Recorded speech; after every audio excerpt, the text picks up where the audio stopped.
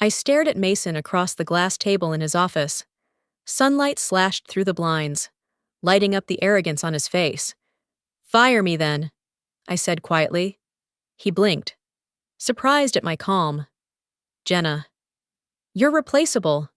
Don't make me regret giving you a decade." The words landed like a slap across my face.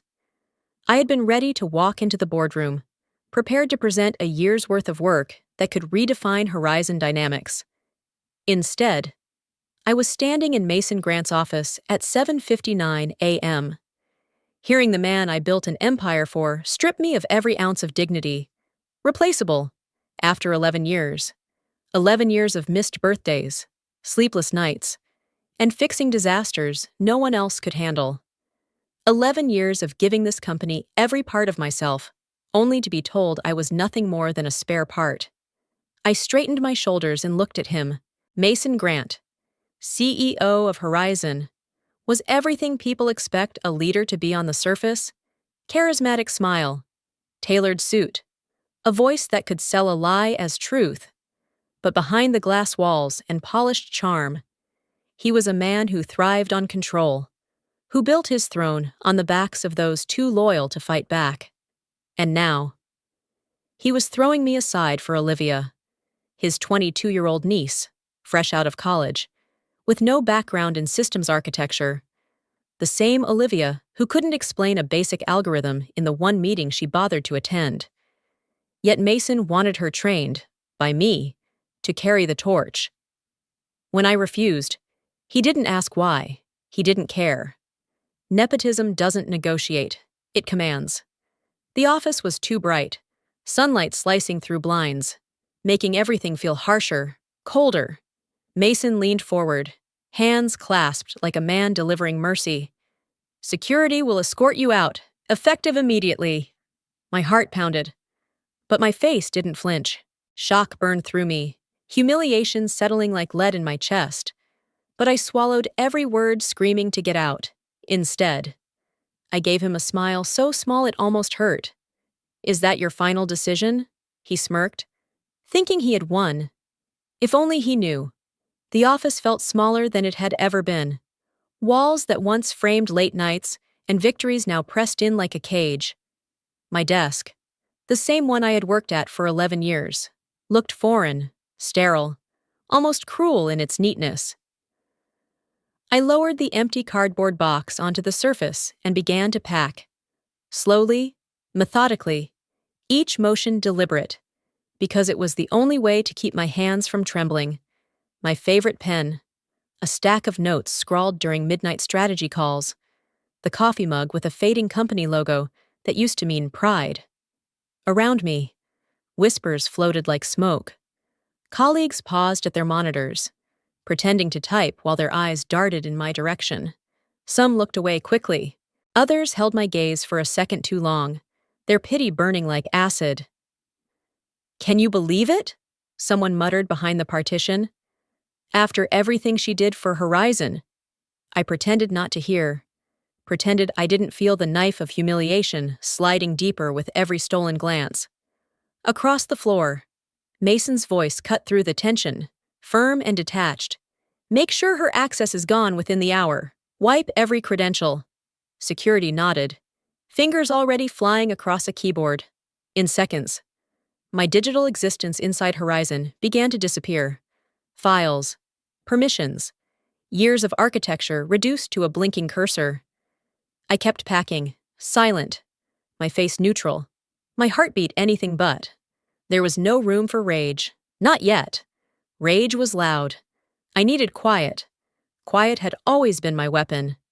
As I placed the last framed photo into the box, my fingertips brushed something small and familiar at the bottom drawer, a matte black USB drive. I picked it up casually, like it was nothing more than another forgotten trinket. But my pulse told a different story. The drive felt warm against my skin, humming with the weight of secrets. Inside were the root keys, the unlisted scripts, the silent guardian of Sentinel's final layer. The company didn't know it existed. Mason didn't know. No one did. I slid it into my jacket pocket, with the same calm you'd use to pocket spare change. Then I closed the drawer. The box. My heart. All with the same deliberate motion. When I finally stood, the room seemed colder, voices quieter. I lifted the box, walked toward the exit, and didn't look back. If anyone noticed the steel in my eyes, they'd never admit it. But I felt it. The sharp, unspoken promise glinting in the silence. This wasn't the end. It was the opening move. Traffic crawled along 7th Avenue, horns blaring in sharp bursts that barely pierced the roar in my head. The city looked the same as it always did. Coffee carts steaming on corners, cyclists weaving through gaps, glass towers catching the morning sun. But to me, everything had shifted. I gripped the wheel tighter, the cardboard box on the passenger seat sliding with every turn. Inside were fragments of a decade, a chipped coffee mug, worn notebooks, pens that had signed away years of my life. The silence in the car pressed against me, thick with humiliation and something far heavier, betrayal. 11 years. 11 years building Sentinel from a fragile idea into a fortress no competitor could touch. Nights fueled by vending machine coffee, weekends erased by deadlines, all traded for promises. Equity, leadership, security. Empty words now scattered like ash. My phone buzzed against the console. A text from St. Margaret's Hospital. Jenna, your mother's treatment estimate has been updated. Please confirm payment arrangements. I stared at the screen, throat tightening. Throat. I had been carrying that weight quietly for months. The medications, the specialists, the mounting bills. Every extra hour I gave Horizon was supposed to make sure she'd never worry about money again. And now, Mason had ripped that future away in under 5 minutes. Anger flared so hot it blurred my vision. For a second, I imagined slamming the wheel, screaming into the leather seats, letting the rage burn through me. But rage solves nothing. Rage is loud, messy, and I don't do messy. I pulled into a quiet side street, killed the engine, and opened my laptop. Fingers steady now, heart slowing into a rhythm I knew well, the rhythm of control. Within seconds, the login screen for Secure Layer Portal glowed against the dim interior of the car. Username, token, biometric scan. Each step slid into place like tumblers in a lock. And then, home. Lines of code danced across the screen. A world that still belonged to me. Sentinel 9. My creation. My rules. Horizon might have the hardware. But the soul. The architecture. The kill switches. The 17-layer validation remained tethered to me. And layer 17? That was mine alone. I traced the edge of the black USB in my jacket pocket, feeling its weight like a secret heartbeat. Inside this drive was the root command, the silent king on the chessboard. Mason thought he ended the game this morning. He didn't even know it had begun. Another message pinged, this one from Horizon's board. Live demo at 9:15 a.m. Confirm system integrity. I almost laughed. Let them try. Without me. Sentinel wasn't a weapon. It was a locked vault. For the first time since 7:59 a.m., I felt something sharp cut through the fog of anger and fear. Not despair, not defeat, purpose. They took my title. They took my seat. But the one thing they needed most, that still belonged to me. The glow from my laptop screen was the only light in the car. Outside, the city pulsed with morning chaos, delivery trucks groaning past, commuters clutching coffee cups like lifelines. Inside, it was silent, save for the steady click of my fingers across the keys. The secure layer portal opened like a vault door, revealing the skeleton of a system I had built bone by bone. Sentinel 9, my design, my sleepless nights, my signature on every line of code. Horizon thought they owned it. They thought firing me erased my fingerprints. They couldn't have been more wrong. I navigated through the console with the kind of precision born from obsession. Each layer was a checkpoint, each command a key sliding into place. Layer 1, verified. Layer 2, verified. Layer 3, verified. I exhaled slowly as numbers climbed. Every success pulse felt like blood, rushing back into limbs gone numb. 11 layers deep. I paused. A strange calm settled over me, the kind that comes right before a storm breaks. This wasn't revenge for the sake of ego. This was reclamation. This was survival. By the time I hit layer 17, my heart had slowed to a metronome beat. The screen flashed red. Final authentication, biometric plus private token required. I reached into my jacket, fingers brushing the cool edge of the matte black USB. The weight of it grounded me. That drive was my insurance policy, my silent rebellion. I plugged it in, the soft click sounding louder than traffic outside. The system hummed to life, waiting for the last piece. I pressed my thumb against the scanner. The machine whirred, a quiet acceptance. Then the words I'd been waiting for. Access granted. For the first time since 7:59 a.m. I felt something ignite deep in my chest. Power. Not the performative power Mason flaunted in boardrooms. Not the paper-thin power of a title on glass doors. Real power. The kind that comes from knowledge, foresight, and the courage to bet on yourself when no one else will. The dashboard blinked once, then streamed a new message across the screen. License expiration. Exactly 2 minutes after unauthorized termination. A laugh, sharp and involuntary, slipped past my lips. Mason had no idea that the second he ordered security to revoke my credentials. The countdown had begun. In 120 seconds, Horizon Dynamics would lose the legal right to deploy Sentinel. Not later, not eventually, immediately. They had turned me into a liability. I had turned them into a ticking clock. I leaned back in the driver's seat, watching the timer start its silent march. Somewhere uptown, Mason was probably shaking hands with investors, selling a future he didn't own anymore. And here I was, in a parked car with coffee cooling in the cup holder, holding the fate of a billion-dollar system in my hands. Replaceable? No. Mason. Indispensable. By the time Mason strode into Horizon's executive boardroom, it was 9:15 a.m. sharp. He looked every inch the confident CEO. Tailored suit, silver tie, the swagger of a man about to close the deal of the year. Investors from Vance Capital sat around the long table, sipping coffee, expecting a live demo that would seal a billion-dollar partnership. Gentlemen, Mason began, voice rich with charm. Today, you'll witness the future of global security, Sentinel-9. Applause sprinkled politely across the room as Mason gave a subtle nod to the lead engineer.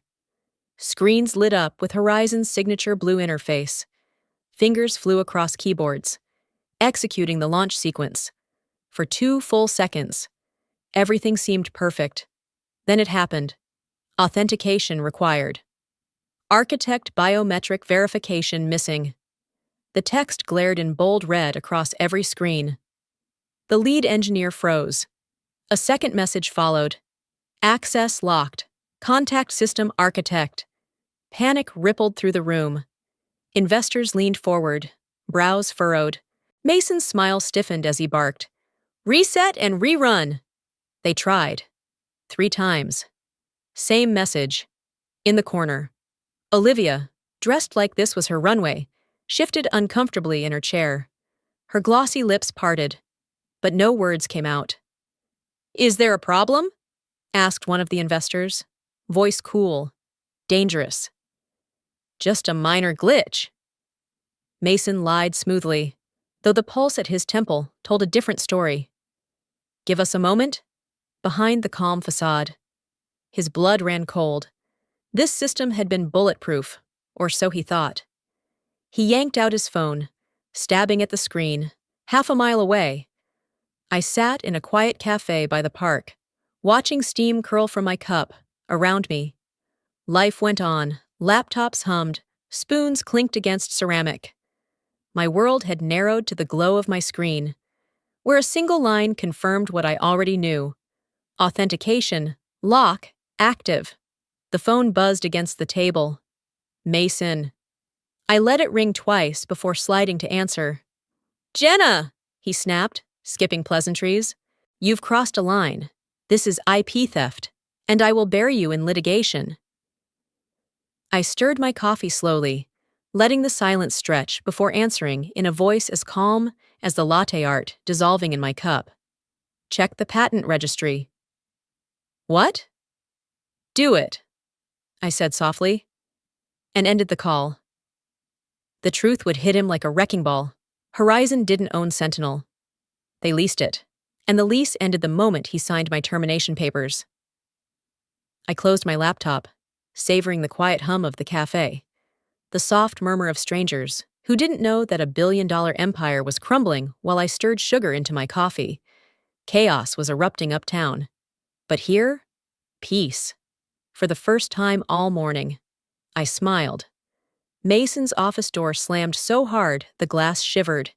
He paced like a predator in a shrinking cage, jaw tight, fists balled. Across the table, Horizon's lead counsel scrolled frantically through a patent database. When the results appeared, her face drained of color.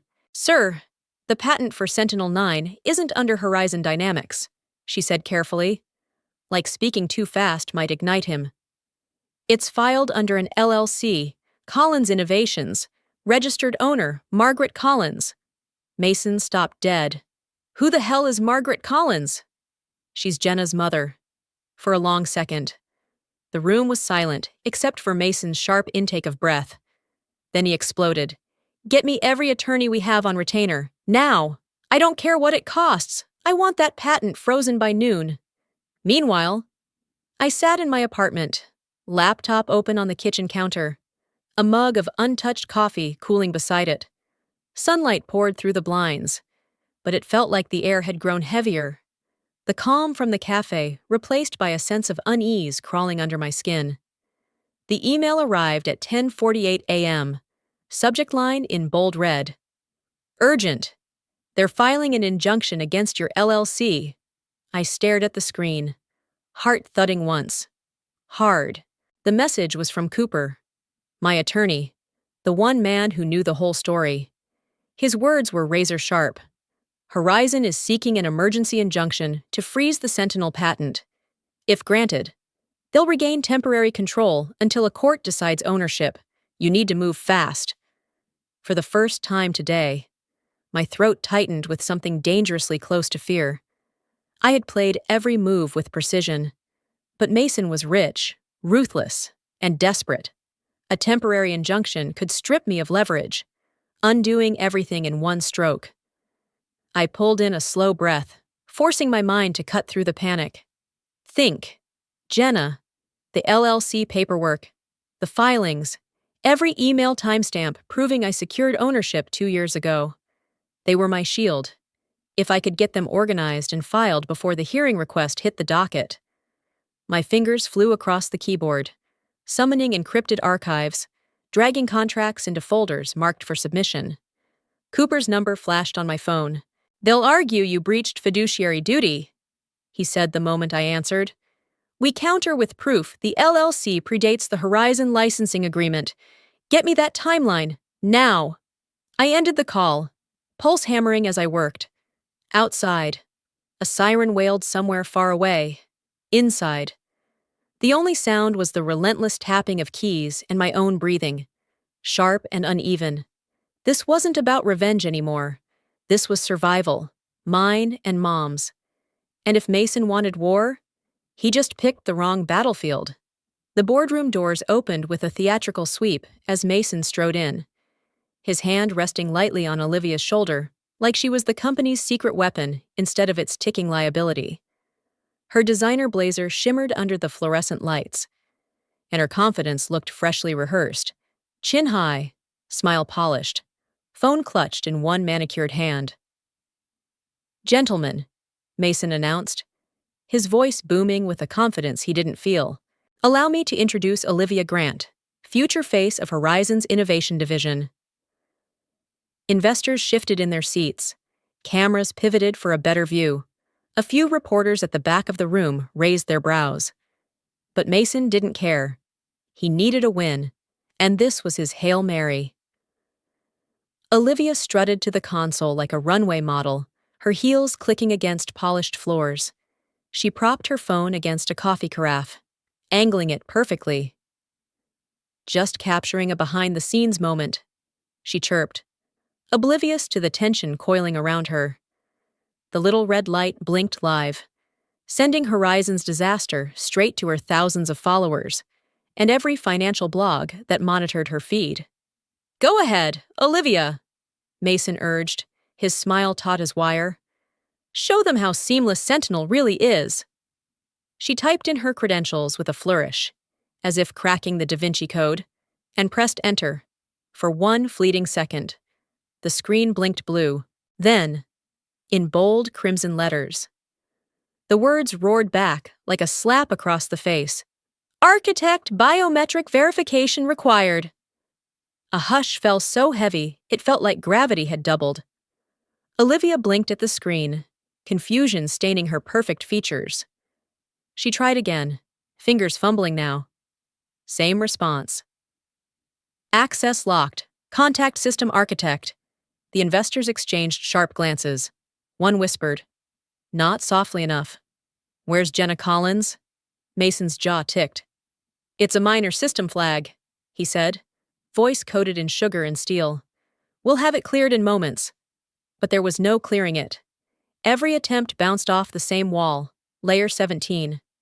The live feed on Olivia's phone captured everything. The red warning, the investors' stiff expressions, Mason's growing desperation. Comments flooded in faster than the IT team could breathe. "What's happening at Horizon? 1.3B system can't even launch?" And then the headlines hit. Horizon demo disaster goes viral. Stock alerts pinged phones across the room. Shares dipped 3 points, then 5. Mason's skin flushed a dangerous shade as reporters scribbled notes like sharks scenting blood. Olivia, cheeks blazing crimson, snatched her phone, ending the stream with trembling fingers. Too late. The damage had detonated across social media. Trending under Dr. Sentinel fail. Mason didn't look at her. Couldn't. His empire was unraveling in real time, and the whole world was watching. The email came at 11:12 a.m., a cold, clinical ping that shattered the brief calm I'd built for myself. One glance at the subject line was enough to twist my stomach into knots. Alert. Multiple unauthorized access attempts detected. Layer 17. My breath stalled. For a second. The room felt smaller, the walls pressing in. The steady hum of my laptop now a warning siren in disguise. They were coming for me. I clicked the alert. Eyes scanning the log. 10 failed attempts in 60 seconds. Then 15. Then 30. The IPs weren't amateur level. They were masked, bouncing across international nodes. This wasn't Horizon's in-house team fumbling in panic. Mason had gone nuclear. He'd hired professionals. I gripped the edge of the counter, nails biting into wood, forcing myself to stay still even as adrenaline roared in my veins. If they cracked Layer 17, everything I had, Sentinel, the leverage, the future I'd built on desperation and precision, would vanish. And with it, every chance of paying for Mom's care. Focus. Jenna. I slid into the system's command line, fingers pounding with surgical precision. Layer 17 wasn't just a lock. It was a fortress I designed for this exact scenario. Still, no fortress is invincible under siege. And these hackers were good. Too good, for a moment. An image flashed in my mind. Mason, jaw clenched, promising vengeance as he threw money at anyone who could dismantle me. He wasn't just trying to win, he was trying to erase me. Another ping. Attempt threshold exceeded. Breach probability, 63%. My pulse spiked. 63%. If they gained even partial access, they could trigger the deployment license. My hands trembled for the first time today. Then clarity cut through the chaos like glass shattering. A plan. Risky. Brutal. But mine. I opened a secondary shell and uploaded a string of code I'd written months ago, but prayed I'd never need. D17. Protect.pe. Its purpose was simple. Mimic success. Then punish greed. When the hackers reached what they believed was the master key, my decoy script would congratulate them, unlock a dummy dashboard, and simultaneously trigger an irreversible process, revoke all Horizon credentials, and disable system access for 24 hours. A digital scorched earth. Lines of code cascaded down the screen. 10 seconds later. The system blinked. Decoy sequence active. Then silence. No more breach alerts. They thought they'd won. They'd tell Mason he owned Sentinel again.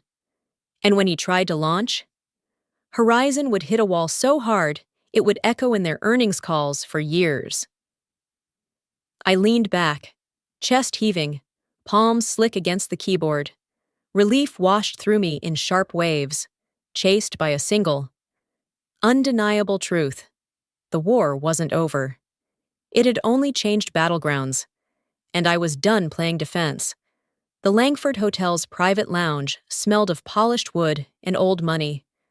Crystal chandeliers threw fractured light across marble floors, and the low hum of muted conversations created a backdrop of quiet power.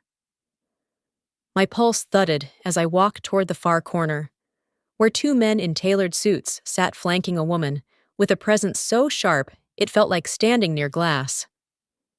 "Ms. Collins," she greeted, extending a hand adorned with a single platinum band. "I'm Evelyn Vance." The name landed like a hammer. Vance Capital, one of the biggest private equity players in tech. Mason had been courting them for months. Now they were calling me. I slid into the chair, spine straight despite the storm still thrumming inside me. Hours ago, I was patching legal firewalls and fighting off hackers. Now, I was here, still reeling, but steadying, because I had something Mason never did, the truth and the leverage that came with it. Evelyn folded her hands. "We've reviewed Horizon's licensing arrangement. To put it bluntly, it's worthless without you. You hold the keys, figuratively and literally." Her eyes locked on mine, unblinking. "What's your price?" For a moment, I just breathed, letting the weight of those words settle. My price? After everything, 11 years of sacrifice, promises broken, watching my mother's hospital bills pile up like tombstones, they were finally asking me what I was worth. "I'm not interested in a buyout," I said slowly, voice level. "I'm interested in a partnership, exclusive rights under a new entity, clean slate. Horizon is done." Evelyn's lips curved, the faintest flicker of admiration. "You're thinking bigger than Mason. Good." She leaned forward, sliding a folder across the table. Inside was a draft term sheet, numbers bold enough to make my breath hitch, figures Horizon could never dream of matching, not in their current freefall. I lifted my gaze. "One condition," I added. "My mother's treatment fund comes first, non-negotiable." "Done," Evelyn said without hesitation. Then came the twist, the one that snapped the last thread of tension coiled in my chest. "We don't just want your code, Jenna. We want you, Chief Architect for Sentinel Global. Full creative control. Name it in the contract." For the first time in 2 days, my lungs expanded without pain. Control, power, freedom, not as revenge, but as reclamation. I signed the preliminary agreement with a hand that no longer shook. Across the table, Evelyn offered a smile sharp enough to cut glass. "Congratulations," she said softly. "You just ended Horizon." As I left the lounge, city lights stretched like a galaxy through the windows, somewhere uptown. Mason was clinging to a sinking ship. And me? For the first time since 7:59 a.m.